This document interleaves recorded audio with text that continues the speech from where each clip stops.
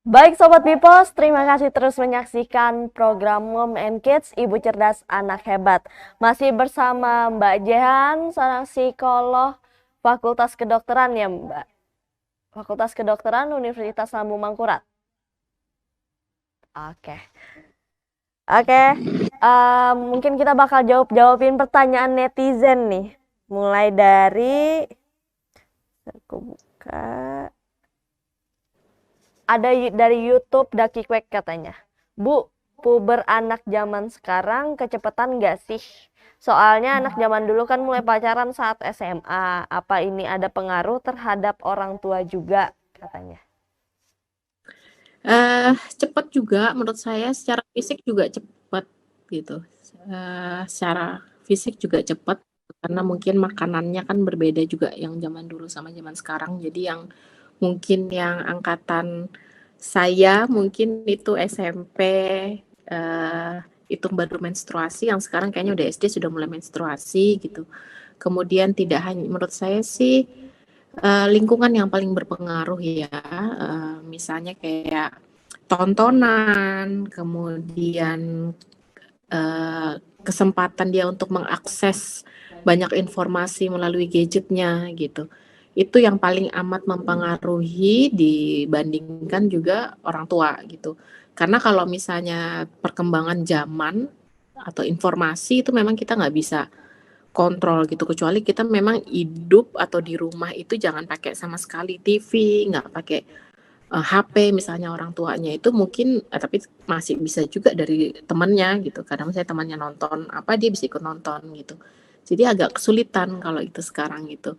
Eee, Harapannya sih orang tua bisa mendampingi gitu, mendampingi ketika anak mengakses informasi melewati, atau di dunia maya gitu, di dunia maya. Itu juga itu yang amat sangat, banyak, pengaruhnya, termasuk ya tontonan sehari-hari misalnya kayak di TV.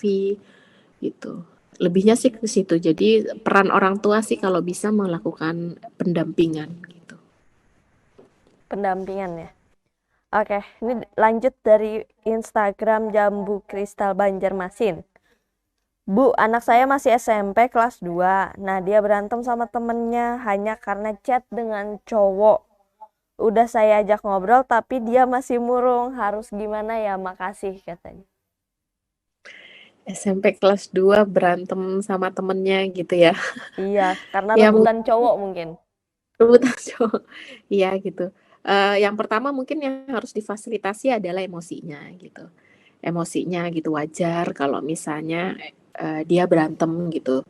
Jangan meremehkan emosinya terlebih dahulu itu yang pertama karena memang itu adalah dunia anak saat ini ya gitu. Saat ini kita menganggap mungkin halah itu mah receh misalnya kan terus kita ketawain gitu. Karena mungkin ya itu lagi dunia kita kan dunia kerja gitu saat ini udah dewasa. Nah, jadi kalau kita paling gede bermasalah sama keluarga kan ya. Jadi kalau misalnya ada masalah di antara lingkungan kerja atau lingkungan keluarga biasanya itu yang sangat mempengaruhi mood kita gitu. Kadang walaupun teman kita dimusuhin tapi di keluarga baik-baik aja atau misalnya di pekerjaan baik-baik aja, biasanya nggak banyak pengaruhnya gitu. Nah, tapi kalau di anak-anak yang puber itu dunianya adalah peer group-nya gitu, termasuk juga mungkin si cowok ini termasuk dalam peer group-nya itu kan teman-temannya gitu. Jadi berbagai emosinya, entah itu sedih, entah itu takut, entah itu kecewa, itu difasilitasi dan dijelaskan gitu. Kamu sedih karena apa gitu, diajak ngobrol karena apa gitu, difasilitasi. Terus yang bisa dilakukan mungkin apa, dikasih beberapa ide, untuk mungkin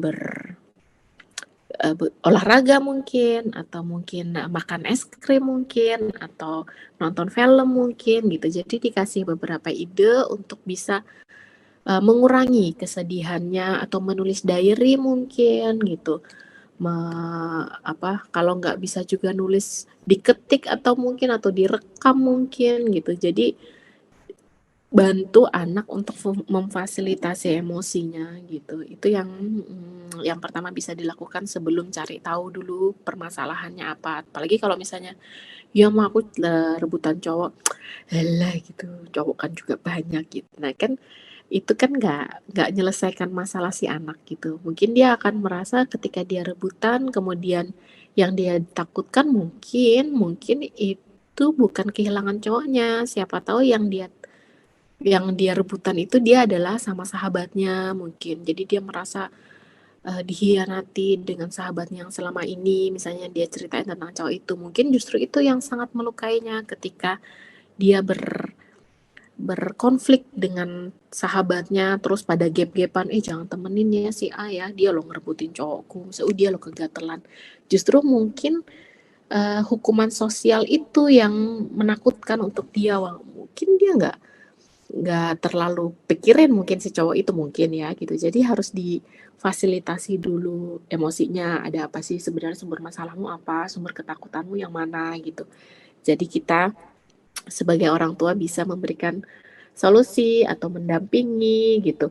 Nggak apa-apa, misalnya kamu sekarang sedih, ayo gitu. Kamu mau apa sih gitu supaya sedikit meringankan perasaan sedihmu. Coba kasih tahu mama misalnya. Kita kalau jalan-jalan gimana? Misalnya kita nonton yuk gitu. Itu salah satu upaya sebenarnya. Ke emosinya terlebih dahulu pendekatannya. Oke. Mungkin ini udah hampir 1 jam nih kita udah berbincang-bincang ya. Kita ada closing statement nih untuk uh, mama-mama di rumah, bapak-bapak di rumah yang sedang menghadapi anak yang sedang pubertas dan juga mulai kenal lawan jenis yang udah mulai genit-genit mungkin nih. Silakan, Mbak. Oke, baik. Untuk pendidikan anak, apapun itu ya pendidikannya, entah itu akademik, seksual, atau nilai-nilai kehidupan, itu harus dilakukan sejak dini. Itu penting. Terus kemudian saya tanya, sedini apa? Apakah sedini mencarikan sekolah yang terbaik? Tapi jawabannya adalah sedini bapak atau ibu atau rekan-rekan mencari pasangan gitu. Carilah pasangan yang memang bisa bekerja sama untuk bisa membangun rumah tangga yang diinginkan. Kalau sekiranya pasangan itu akan menyulitkan nantinya, coba dipikir panjang lagi ya gitu. Jangan sampai anak-anak itu menjadi korban. Jangan sampai yang banyak datang ke meja tempat saya praktek itu adalah, saya tahu sih dia bermasalah, tapi kalau setelah menikah sama saya, insya Allah nanti dia akan berubah atau menjadi lebih baik.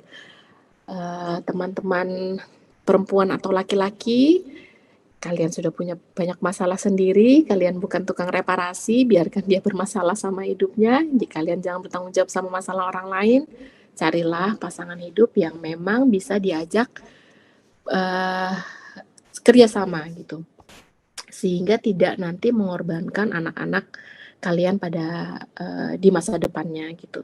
Kalau memang uh, terkait dengan penanaman nilai atau value, itu dilakukan yang paling dini adalah di lingkungan keluarga, paling mudah dilakukan dengan sudut pandang agama, karena saya ulangi itu aturannya jelas, kemudian disepakati di berbagai situasi dan kondisi, sehingga indikatornya jelas gitu. Itu yang paling mudah. Kita sebagai orang tua itu memberikan contoh karena anak adalah peniru yang ulung. Jadi kalau misalnya kita ingin mengarahkan anak melakukan sesuatu, maka kita sebagai orang tua dulu yang kasih contoh gitu. Mungkin itu aja. Oke.